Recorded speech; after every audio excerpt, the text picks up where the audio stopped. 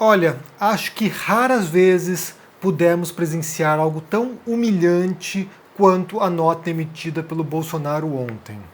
Ele foi obrigado a recuar. Ele foi obrigado a recuar porque até ele passou dos limites daquilo que é aceitável.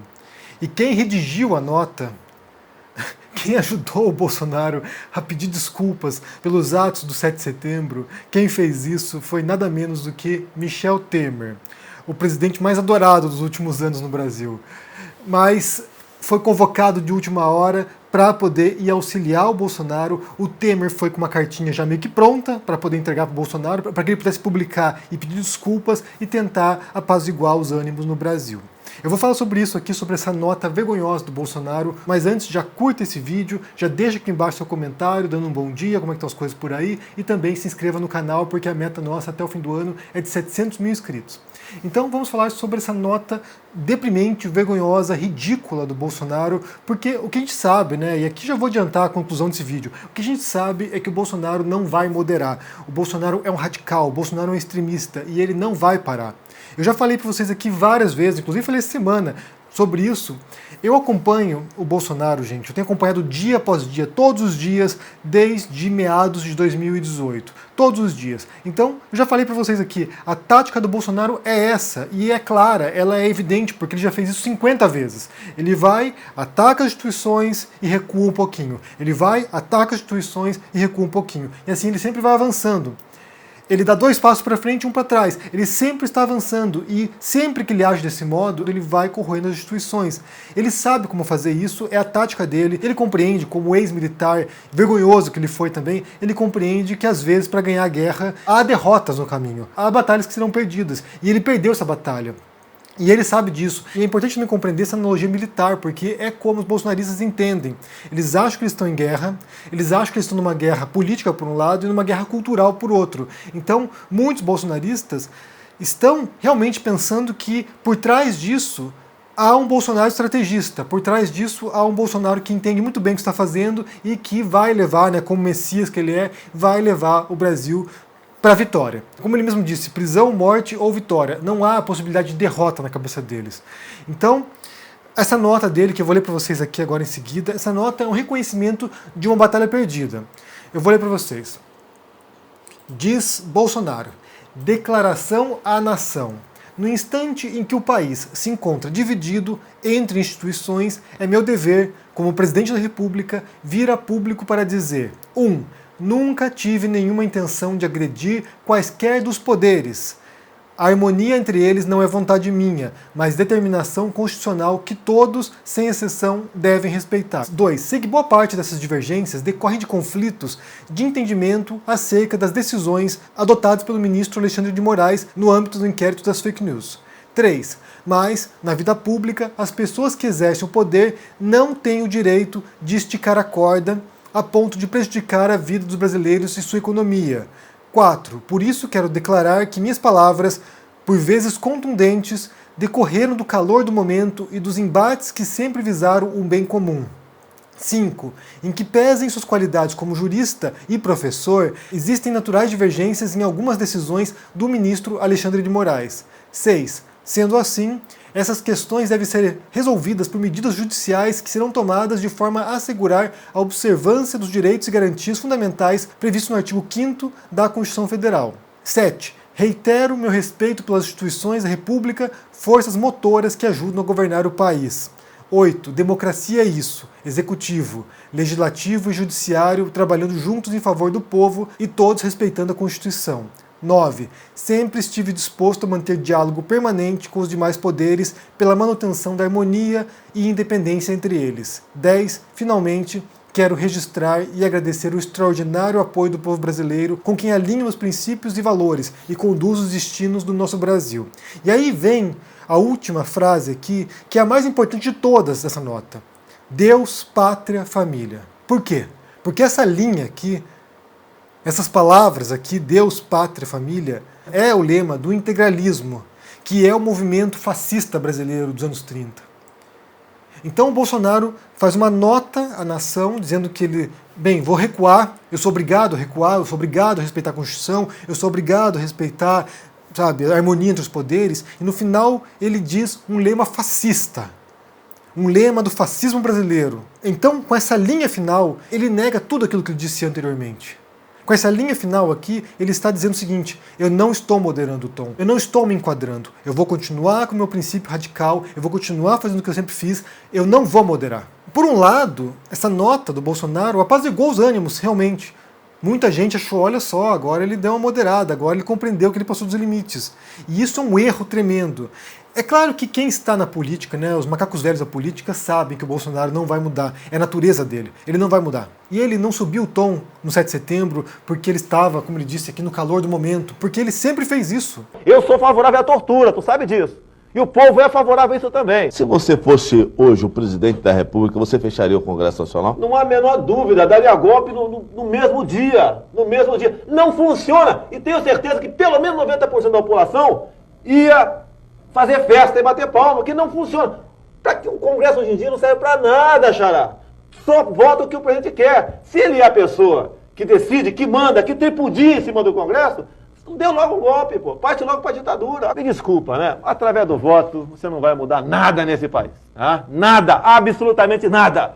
Você só vai mudar, infelizmente, quando um dia nós partimos para uma guerra civil aqui dentro. Né? E fazendo um trabalho que o regime militar não fez. Matando uns 30 mil.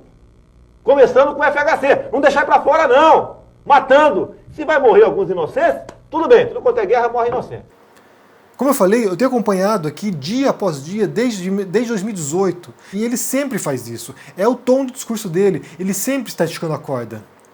Ele não é alguém que no calor do momento vai dizer uma coisa, é o projeto dele. Todos os dias ele faz isso. E quando ele é obrigado a recuar, ele fica quieto uma semana, 2 semanas, e depois ele volta a se pronunciar e falar coisas que corroem a democracia. Esse é o projeto deles. Enquanto as pessoas não compreenderem isso, que não tem como domar o Bolsonaro, a situação vai continuar escalando. O que resta saber agora é como essas pessoas, esses agentes políticos, os congressistas, o STF, vai agir contra o Bolsonaro. Não dá para imaginar que ele vai parar. Ele não vai parar. Então resta agora a quem tem o poder para deter esse sujeito fazer isso. E eu quero aproveitar e ler também algumas reações ontem, né? Porque ele fez essa nota e a reação não podia ser pior, né? As pessoas odiaram, os bolsonaristas odiaram isso, acharam que foi covardia, frouxo, arregão, vacilão, ou seja, caíram matando sobre o Bolsonaro. Então começa aqui com Alan dos Santos. Ele aqui se referindo à nota, né? A apática nota do presidente Jair Bolsonaro. Em seguida, Leandro Ruschel. Qual foram os termos do acordo? Ou seja, o Bolsonaro capitulou. Ele teve que recuar porque senão caía. Paula Marisa. Depois da maior manifestação da história da humanidade, né, como já falei aqui, depois da maior manifestação da história, tivemos a nota de recuo. Dissertem. Constantino. Constantino estava nervoso ontem. Foi dormir nervoso. Se era xadrez 4D, parece que Bolsonaro tomou um checkmate de uma rainha tridimensional. Depois da demonstração de força do povo, o presidente demonstra fraqueza. Situação bem complicada para os patriotas. Bolsonaro pode ter assinado sua derrota hoje. Bielcon. Não, presidente, por favor. Senso em comum, né? O Flávio Morgenstern, Flávia Zambuja. Oi, Jair Bolsonaro, vai se foder. Depois ainda nervoso. Tem uma quarta via para 2022? Alguma tia do Zap com 5.000 vezes mais testosterona do que o lixo traidor da pátria, ocupando a cadeira presidencial agora? O Constantino de volta. Volta Temer. Essa é a hashtag. Vamos logo pro original em vez do genérico. Alan dos Santos. Falando sobre a nota ainda, né? Game over. Paulo Figueiredo Filho, neto do ditador. Não me perguntem porra nenhuma. Não, eu estou tão perplexo quanto vocês. A Neire. Eu não votei no Temer. Paula Marisa de novo. Eu ainda estou tentando entender. Se alguém entendeu, me avise. Alba ex-Spider. Vamos esperar a live do Temer hoje. E isso aconteceu por horas, né? Você via o gado bolsonarista estava assim simplesmente sem saber, sabe, o que fazer. Estava desesperado. Isso já foi decorrente de 7 de setembro, né? Quando não houve o golpe. Você já teve uma parcela do gado que não sabia como reagir. Estava esperando lá um dia, sabe, apoteótico, né? Sabe, que ia mudar tudo. O Brasil não mudou. E daí eles ficaram assim, o que aconteceu? Vocês viram ontem, né? Botei aqui o vídeo aqui, inclusive, eles achando que havia sido decretado estado de sítio e todos eles, sabe, delirando. E daí ontem isso amplificou, né? Daí quando o Bolsonaro lança essa nota de recuo, os bolsonaristas ficam, gente, o que aconteceu, né? Onde está o mito? Onde está o macho imbrochável, incomível, imorrível, que mudaria tudo, né? E daí mais tarde vem a live do Bolsonaro. E daí, aqui é importante entender como funciona também a natureza do fanatismo político, como funciona, como opera esse mecanismo de radicalização das pessoas. Vocês se lembram de algum outro presidente na história do Brasil que fizesse pronunciamentos semanais, ou diários quase, né, no Twitter, por exemplo, mas pronunciamentos semanais para as pessoas, para o povo brasileiro? Vocês já viram isso anteriormente? Alguém que faz o tempo todo voltando e, sabe, repetindo sua mensagem e insuflando a população a insatisfação e a revolta? Vocês já viram isso antes? Não viram. Não na democracia, pelo menos, porque o método como o Bolsonaro opera é um método de radicalização. Então ele tem que constantemente jogar suas pílulas para manter o gado alimentado. Então ele vai e faz a live. Ele joga nota de recuo, acabando com uma frase fascista, do fascismo brasileiro, né? Deus, pátria, família. Acaba uma nota de recuo não recuando, e depois ele vem na live e daí ele já sinaliza que é estratégico, já sinaliza que é tático isso, né? Então assim, eu estou recuando porque eu tenho que fazer isso, mas o jogo continua, a guerra continua. E daí, em seguida, você vê todos esses patriotas, entre aspas, né? Todos esses aqui que estavam, sabe, desesperados, desorientados, sem entender o que estava acontecendo, retornando e dizendo: ele tem um projeto, ele tem um plano, continue acreditando no presidente porque ele sabe o que está fazendo. E daí você tem uma remobilização dessa base que estava desmobilizando. É claro que uma parte certamente está agora frustrada, com raiva e não quer mais o Bolsonaro. Se fizerem uma pesquisa de popularidade nos próximos dias, certamente vão perceber que houve, sabe, uma desidratação do Bolsonaro. Por outro lado, o fanatismo político opera desse modo. Ele vai continuar alimentando, e dando a entender que há um projeto. E é justamente por isso que a oposição não pode descansar. Ele tem que cair. Ele tem que ser removido. Tem que aproveitar a oportunidade que ele está fragilizado, que ele entregou o pescoço agora, né? Ele foi aqui, ele fez assim, ó, tá, me peguem. E agora é hora de abocanhar. Agora é hora de jogar pá de cal. Se desperdiçar essa oportunidade de retirar o Bolsonaro agora, isso vai voltar. Não dá para parar agora. A máquina de rejeição ao Bolsonaro nunca esteve tão forte. Não dá para parar agora. E daí a gente entra num segundo tema, que é o dia 12 de setembro. Estão programadas manifestações coordenadas pelo MBL. E muita gente me pergunta, né, o que você acha, Henrique? Devemos ir ou não às manifestações do MBL? Eu imagino que a maioria de vocês é adulta aqui, né? Então vocês podem decidir o que vocês querem fazer, se querem ir ou não. Há bons motivos para ir e há bons motivos para não ir. Os bons motivos para ir é justamente isso, né? Tem a ver com o timing da coisa, tem a ver com o momento. O Bolsonaro faz uma manifestação dia 7, reúne bastante gente, inclusive, né?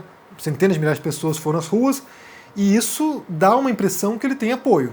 Isso dá uma impressão de que realmente ainda há gente que defende o Bolsonaro até a morte. Então, a oposição precisaria demonstrar mais força em manifestações contrárias ao Bolsonaro. Precisaria ir muito mais gente para a rua e mostrar: não, essas pessoas não são a maioria. Eles não representam o povo brasileiro. Nós somos o povo brasileiro. Então, o timing é importante. Por isso que, nesse sentido, o dia 12 seria uma resposta imediata ao Bolsonaro. Olha só, estamos na rua, não queremos você.